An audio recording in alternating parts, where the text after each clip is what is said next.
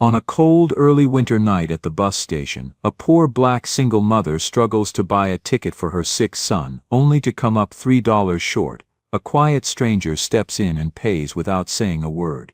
And when he uncovers the truth she was forced to bury, a silent fight for justice begins to rise once more. Before we dive in this story, let us know where you're watching from. We love to hear your thought.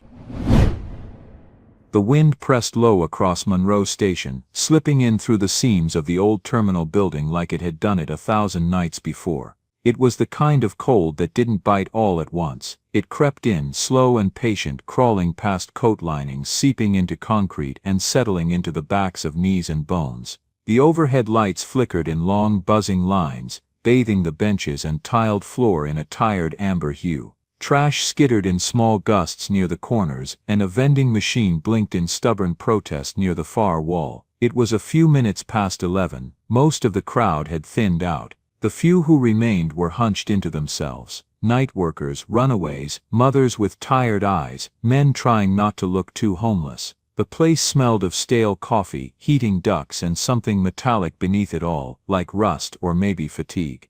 Amara Jenkins stood a few feet from the ticket kiosk, her shoulders drawn in beneath a worn olive coat. It wasn't thick enough. She had zipped it up all the way, but the sleeves were frayed at the cuffs, and she kept one arm wrapped tight around her son, who was shivering against her side. Caleb coughed, his breath short and shallow. The sound rattled in his chest, dry and hollow. Amara placed her hand gently on his back, feeling the light tremor in his ribs. His forehead had burned against her palm earlier that evening. The cough had been worse over the last few days. The apartment was too damp, the windows thin, and the air thick with exhaust and mold they couldn't afford to scrub out.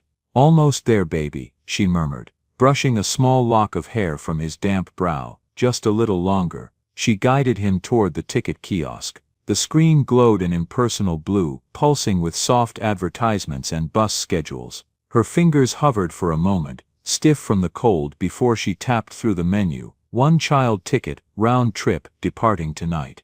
Her voice was barely above a whisper as she spoke the words to herself. It was habit. She missed speaking to real people behind the glass. The price blinked onto the screen. Amara froze. It was only a few dollars more than she had calculated, but enough to make her stomach clench. Her hand moved automatically, reaching into her bag, fingers searching past tissues and an inhaler and the folded grocery list she had stopped using. She found her debit card and slid it through the reader. She held her breath. Declined. The beep wasn't loud, but it felt sharp, like something had cracked in the silence. Amara looked down at the screen, pressed her lips together, and tried again. She swiped slower this time, as if careful movement might change the outcome. Declined. Her mouth went dry. She pulled out her phone, her thumb trembling slightly as she unlocked the screen. The Wi-Fi was slow, and the loading wheel spun longer than she could stand. When the balance finally appeared, she understood. A payment had posted, her utility bill. The one she had held off on for a week too long. It had drained what was left. Her account sat $3 short. She stood still for a moment, her face blank. Then, without a word, she stepped back from the kiosk, drawing Caleb a little closer. He leaned against her hip, still coughing. His cheeks were flushed, his nose running just slightly in the dim light. The young man behind the counter, barely older than 20, glanced up from his monitor. He had watched the exchange in silence. His eyes were tired, like someone pulling too many double shifts, but they weren't unkind. "You okay, ma'am?" he asked hesitantly. "I can't pay right now," she replied. Steady but quiet. "Just keep the ticket. I'll come back." The words didn't shake. That was important to her. She didn't look around, didn't raise her voice or explain herself. She just turned and knelt beside her son. Her hands worked automatically, zipping his jacket higher, tucking the collar close around his neck. "I know it's cold," she whispered to him. "We'll figure it out. I promise." She stood, lifting his backpack and taking his hand. Behind them, a man stepped forward. He hadn't been there before. Or maybe he had. The kind of man you didn't notice until he wanted to be noticed.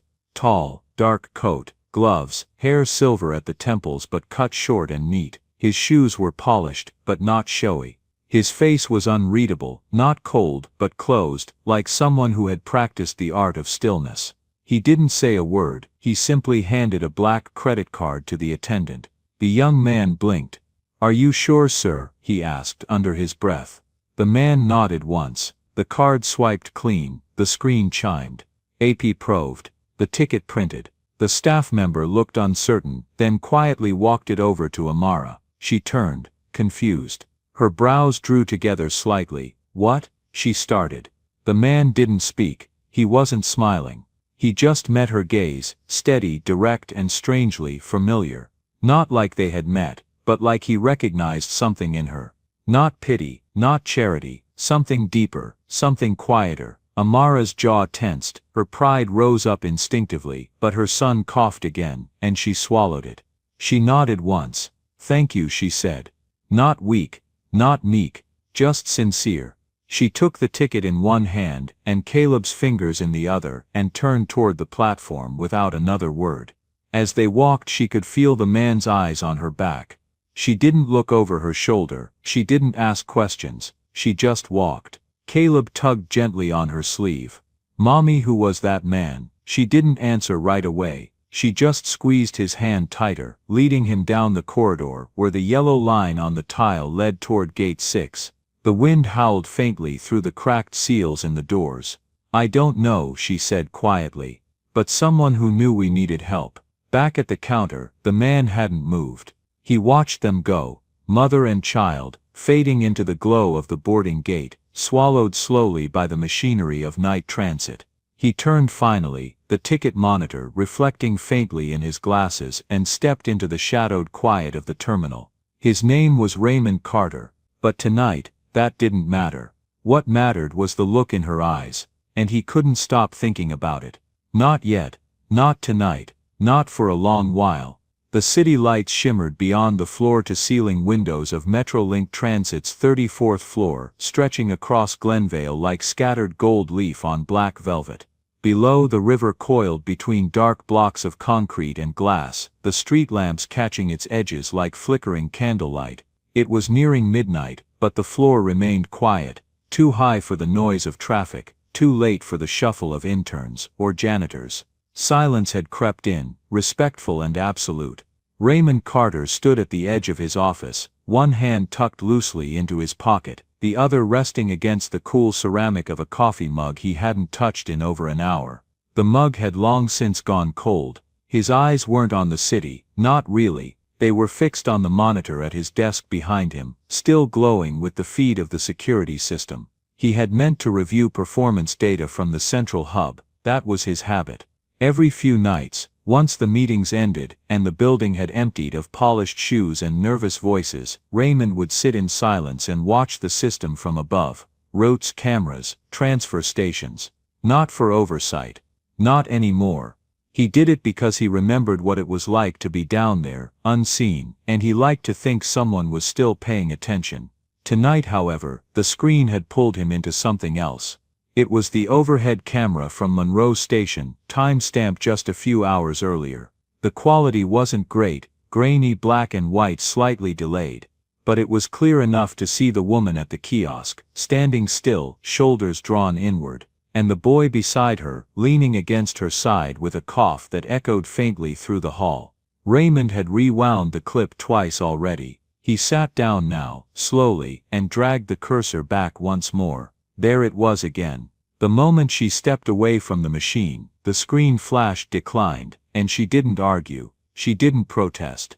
She simply stepped back with a breath so shallow it barely moved her chest. She turned to her son, no tears, no panic, and knelt beside him. She zipped his jacket higher, adjusted the collar, and whispered something soft. The boy coughed again, louder this time, and leaned into her shoulder like it was the only warmth he had in the world. Raymond leaned forward, elbows on his knees, watching the way she placed one hand flat between the boy's shoulder blades as they began to walk toward the exit. A dozen others passed them in the frame, commuters, drifters, late-shift nurses, but none of them looked, none of them saw her. Until that moment, Raymond reached for the keyboard and paused the footage. The frame froze at the exact second the boy lifted his head and whispered something to his mother. No sound, but the movement of his lips was unmistakable. "Mommy, it's cold." The mother turned her head slightly, just enough to tuck her son's chin beneath the collar of his coat. Her lips moved too, and Raymond read it plain, "It'll be okay." It was the way she said it, with no conviction and yet complete certainty, that stopped him. He knew that tone, knew it too well. It wasn't hope, it wasn't comfort, it was a promise made not to the child but to herself. The kind of vow you spoke when your own spine was shaking, but you had no right to let it show. He remembered hearing it once, years ago, from a woman sweeping the floor of an after-hours shelter on 19th Street. She had found him crouched behind the furnace, shivering, half-starved, and too ashamed to speak. She had handed him a cup of soup, and said nothing except, "One night at a time, baby. One night at a time." Raymond leaned back in his chair, and ran a hand slowly down his face. "Damn," he whispered to no one. He opened a new window on the terminal, and began typing. Monroe Station, employee list, night shift, female dependent child. The results narrowed quickly. The list was short, and then her name appeared. Jenkins, Amara, custodial services, active since March, last year. He stared at it for a long moment. The name did something to his memory, stirred it like a stone tossed into a still pond. He knew it, not from a schedule, not from a payroll form, from somewhere else. He opened a new tab, typed, Amara Jenkins, Glenvale journalist. The search engine hesitated. Then it delivered. Voice of the voiceless, how one black journalist took on Westerchem and paid the price. From headlines to silence, Amara Jenkins and the fight for environmental justice. Dismissed and discredited, the real cost of telling the truth. Raymond clicked. The article loaded slowly. The banner image showed a younger Amara, face firm, eyes clear, standing behind a row of folding chairs at a community town hall, microphone in hand. Fire in her posture. Behind her was a banner that read, "Clean water is a right, not a privilege." Raymond swallowed hard. He remembered this now. He had followed the story loosely back then. Westerchem dumping chemical waste into Hilford County groundwater, falsified reports, asthma outbreaks among children, rising cancer rates. The kind of thing you read about, and then forget a week later because the settlement never made front page. But her face had stayed with him. She had been everywhere, on panels, in hearings, in print. And then suddenly, nowhere, like someone had switched off the light. He clicked deeper. Lawsuit, countersuit, retraction from her former publication, anonymous threats, and then silence. Julian Moore, her partner, civil rights attorney, collapsed outside the courthouse, a stroke. No foul play, just years of pressure, long hours, too many cases, and not enough people listening. He died 3 days later. Raymond looked back at the name on the employee database, Amara Jenkins, custodial services. He reached for the coffee cup, lifted it halfway, then set it back down. He stood up and moved toward the glass wall, hands tucked behind his back, eyes on the city far below. He could see the distant flicker of Monroe Station's rooftop, just a dull outline tucked between two buildings like a forgotten shoebox. He remembered sleeping in a boiler room at 17, the heat pipes clanging beside his head, stomach growling loud enough to wake himself up. He remembered the woman who sat down beside him, with a mop bucket and a paper towel wrapped around a sandwich. She didn't ask why he was there. She just said, "If you're waiting for someone to rescue you, stop. You only need one person who believes you deserve more. That's it. One." Raymond closed his eyes. "That look in her face," he muttered. "I've seen it before. Hell, I've worn it." He turned back to the monitor, the frozen image still there. Amara with her hand on her son's back, shielding him like he was all she had left, and maybe he was. Raymond didn't move for a long while. He just stood there, quiet, with the hum of the city below, and a memory in his chest that refused to fade. Not tonight. Not anymore. The basement level of Metrolink headquarters was a different world after midnight. The overhead fluorescents buzzed faintly above long sterile hallways, casting pale white lines along polished tile floors. The walls were painted institutional gray, but age and wear had given them a yellowed cast. Vending machines hummed quietly in the break alcove near the freight elevator, offering stale chips and warm soda no one really wanted. The air was cool, but dry, and the only sounds came in intervals: the distant clatter of a mop bucket, the hiss of an automatic door opening in the delivery bay, the occasional echo of rubber soles crossing linoleum. Amara Jenkins pushed her cart carefully down the north corridor, the mop handle resting against her shoulder. She had her sleeves rolled up, exposing the fine scars on her forearms from a decade-old oil heater accident. Her hair was tied back neatly, though wisps had escaped and clung to her temple with sweat. A utility belt hung from her hip, a ring of keys jangling lightly with each step. She moved with the efficiency of someone who knew every inch of the building, but her eyes stayed downcast, her jaw tight. She never lingered in one place longer than needed. She never looked into security cameras, and she never left without checking every lock twice. She didn't hear the footsteps at first, too soft, too deliberate, but she felt them. Something shifted in the atmosphere. That subtle static in the air when someone is behind you and watching but not yet speaking. She stopped moving, straightened her back, and placed both hands on the mop handle in front of her like it was something to brace against. Raymond Carter stepped into view from the side hallway, his coat collar turned up slightly, shadows falling across the lines in his face. His eyes were calm, but focused, like he wasn't sure how she would react, but he had accepted the risk. His hands were at his sides, open, no clipboard, no phone, no badge, just him. Amara didn't flinch, but her posture shifted. She turned toward him slowly, her expression unreadable. "You're not supposed to be down here," she said, her voice low, not confrontational, but far from welcoming. Raymond stopped a few feet from her, not moving closer. He nodded once.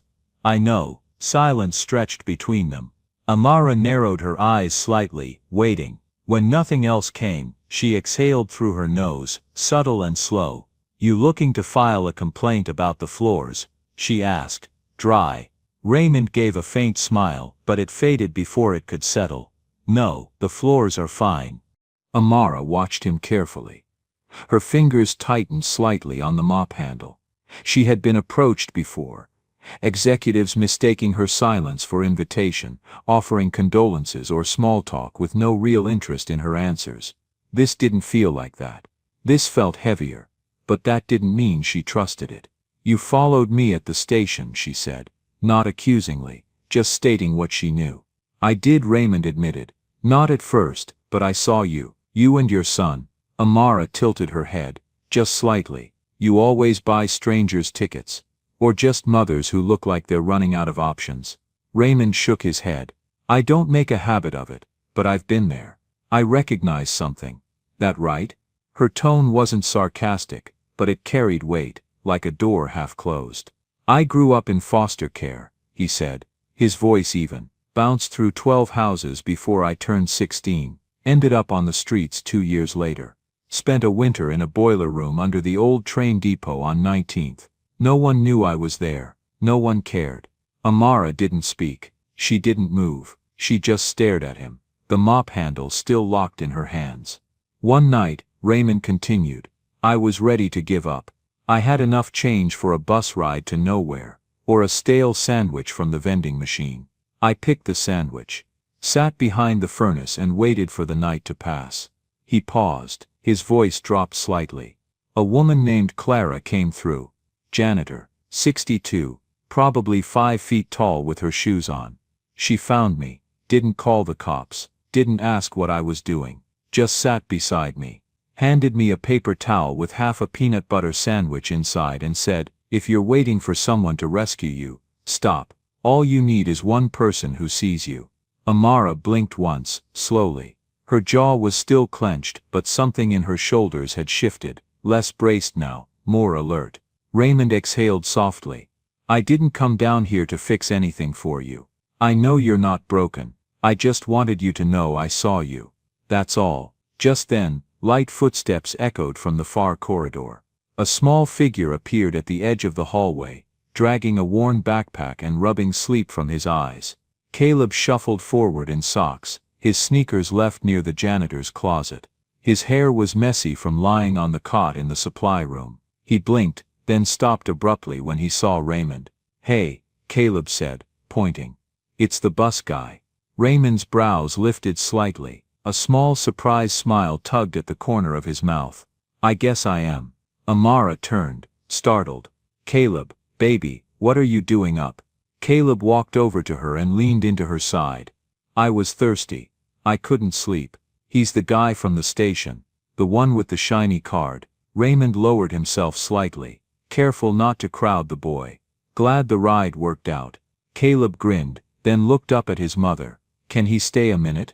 Amara didn't answer at first. She looked at Raymond. Not suspicious, not grateful, just quiet, measuring.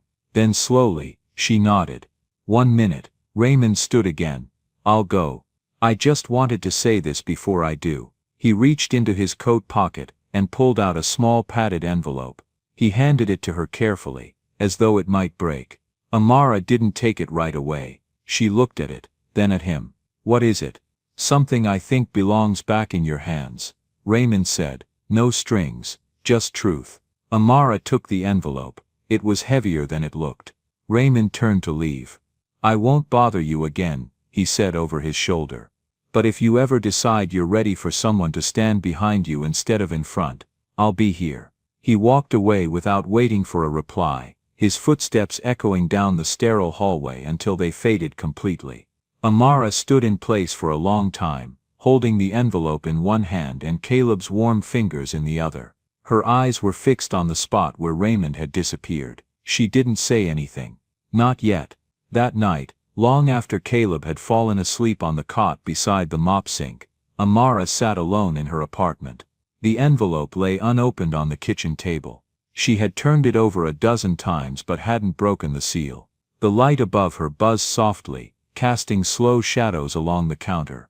She rested her fingers on the envelope. She didn't open it, but she didn't throw it away either. The old Glenvale Community Center stood where the street cracked around the edges and the weeds grew between the sidewalk tiles, like they were reclaiming lost ground. Amara Jenkins pushed open the door slowly, her fingers still wrapped around the worn brass handle even after it had opened. She stepped inside, her boots echoing softly on the tile. Her breath made small clouds in the air. The heat had long stopped working. She pulled her coat tighter and walked down the corridor, passing faded murals she herself had helped paint a lifetime ago. She paused by the room at the end of the hall, the one with the long table and the bulletin board that used to hold flyers about water rights, tenant unions, voter drives. The flyers were gone now, and the cork was mottled with tacks that had never been pulled. She stepped into the room. Raymond Carter was already there, seated at the same folding chair she used to speak from years ago. No security, no coat and tie, just him in a plain jacket, a thermos in his hand, steam rising lazily from the lid. He looked up as she entered, and stood slowly, not with formality but respect. He didn't offer a handshake. Amara remained by the doorway, one hand still gripping the strap of her bag. "You really picked this place?" she asked, her voice quiet but not uncertain. Raymond nodded. It felt right. She took a few slow steps in, her eyes scanning the room like it might still be haunted by old meetings and louder voices. "Used to be something here," she said, not asking, just remembering aloud.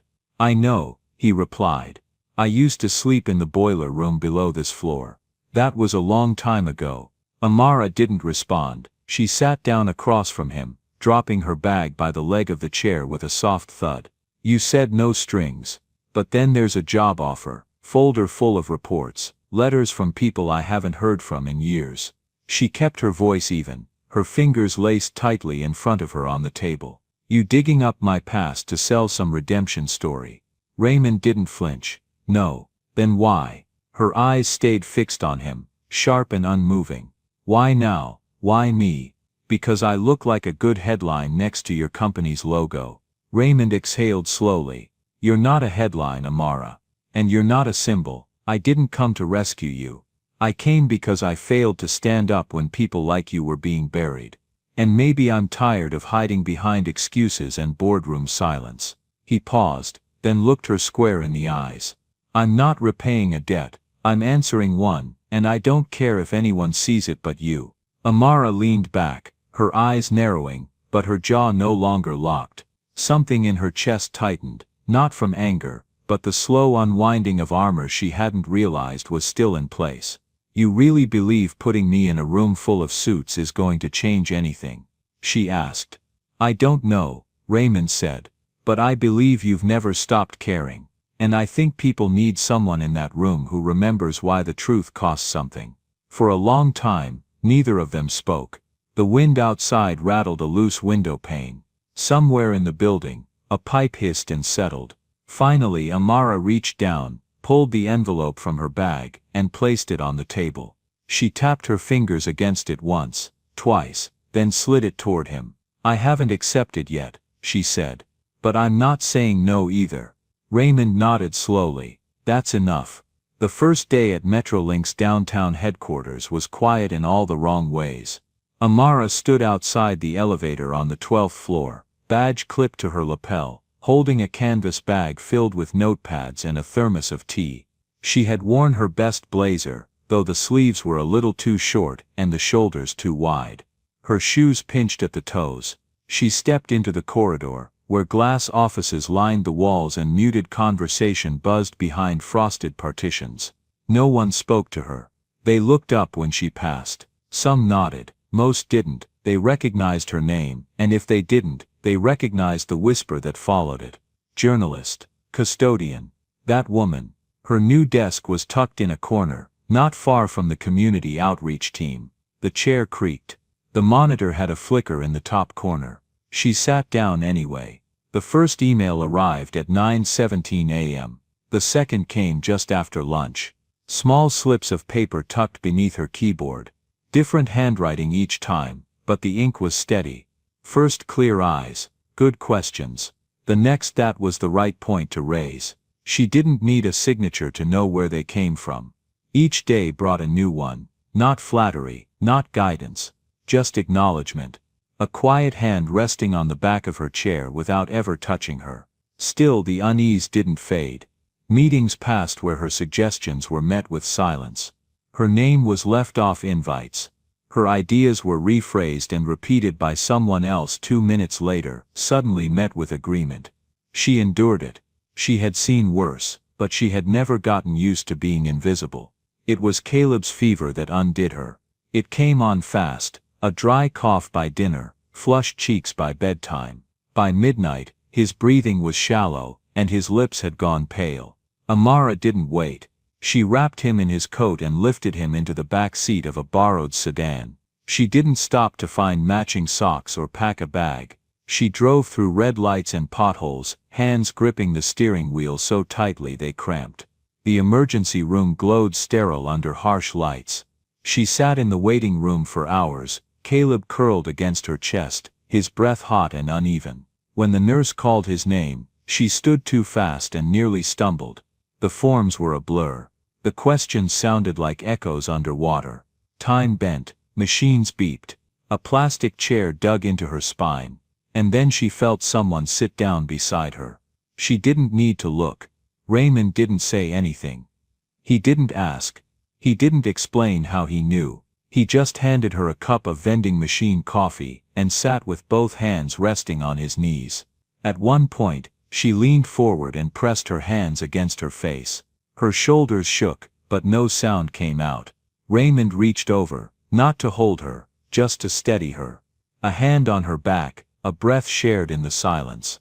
She didn't thank him, but she didn't pull away either. That night, the corridor lights dimmed to conserve power. The nurse brought news. Caleb's fever had broken. Flu. Nothing more. Amara exhaled for the first time in hours. Raymond stood and stepped back. She turned her head, finally looking at him. There was nothing said. But something between them had changed. Not repaired. Revealed. The sky over Glenvale held the color of poured silver that morning. The clouds low but not heavy, as if they knew better than to interrupt the day with rain.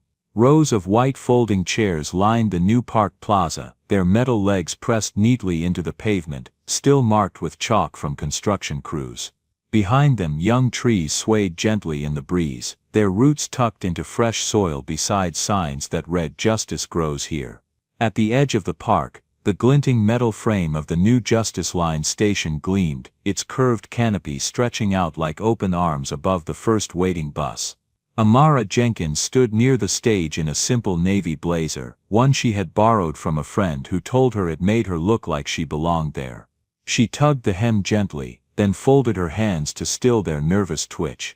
Her shoes clicked softly against the stone platform as she stepped forward. A modest crowd had gathered. Residents, reporters, city officials, former tenants of the Poison District, and a handful of children sitting cross-legged in the front row. Caleb sat among them, his backpack beside his feet, a folded drawing clutched between his hands. The microphone waited for her in the center. Amara didn't bring notes, she hadn't written anything down. The truth, she had decided, should not come from a page today. She stepped up slowly, placing both hands on the edge of the podium. Her voice, when it came, was not loud, but it carried. There was no quiver in it. Years ago she began. I stood in a room not so different from this, just a few blocks from here. I spoke then about water, about health, about the quiet violence that happens when neighborhoods are seen as disposable. I spoke about soil too toxic for children to play in, and rivers that no longer sang.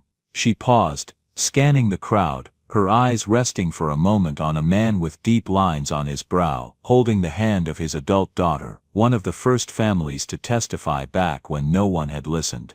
Amara continued, "That was the last time I spoke to a room of strangers. After that, I was told to be quiet. I was called a liar, I was called angry. But I was never wrong." Her breath deepened, not from nerves, but from memory. "Today I won't name the corporations who sent letters to my door, or the ones who paid for silence. They already took too much space in this city. I'd rather name the people who never got named, the woman who boiled bottled water for her kids, because the tap burned their skin, the grandfather who planted lemon trees even though the soil told him not to, the teacher who kept every test result her students ever brought to the nurse and mailed them to me when no one else would listen." The crowd shifted, quietly. A few tears, a few hands clenched. No applause, not yet. Amara steadied herself. This park is not redemption. It is not compensation. It is memory, made visible. And the bus line behind me, the Justice Line, is not a solution. It is a promise to keep going, to never again pretend we didn't know. She leaned forward just slightly. "My name is Amara Jenkins, and I did not come back to be thanked. I came back to finish what we started." She stepped away from the podium. The silence held for a long moment before the applause began, not wild, but steady, like rain falling on solid ground. A few people stood. Others simply nodded, hands over their chests. Raymond Carter stood at the edge of the crowd, just beyond the canopy. He wore no ribbon, no badge, he did not speak, he watched, after the ceremony, as the crowd dispersed to tour the walking paths and community garden. Amara joined Caleb near the new station. The first Justice Line bus sat quietly at the curb, its doors open, gleaming in the soft morning light.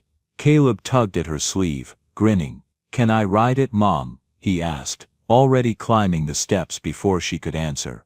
She followed him up, the scent of new fabric and clean vinyl rising around them. The driver nodded politely, tipping his cap. Amara walked down the aisle behind her son, her fingers brushing lightly over the seatbacks, each one still wrapped in plastic. Caleb picked a window seat and opened his backpack, pulling out the drawing he'd folded so carefully all morning. He smoothed it against the glass with both palms, then pulled tape from his pocket and began pressing the corners down one by one.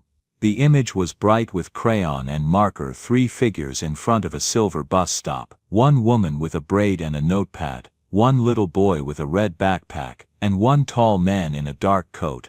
Above their heads, the words "Me Mom" and "The Bus Guy." Underneath, written in Caleb's uneven print, it read "Where the journey starts again." Amara sat down beside him, resting a hand gently over his. She didn't cry, she just breathed. deeply, like someone whose lungs were finally working again after a long silent winter. Outside the bus, Raymond remained by the edge of the park. He didn't wave. He didn't step forward, he simply stood, hands in his pockets, watching through the glass. Amara turned her head and met his gaze through the pane. She gave a small nod. Nothing dramatic, just enough. Join us to share meaningful stories by hitting the like and subscribe buttons. Don't forget to turn on the notification bell to start your day with profound lessons and heartfelt empathy.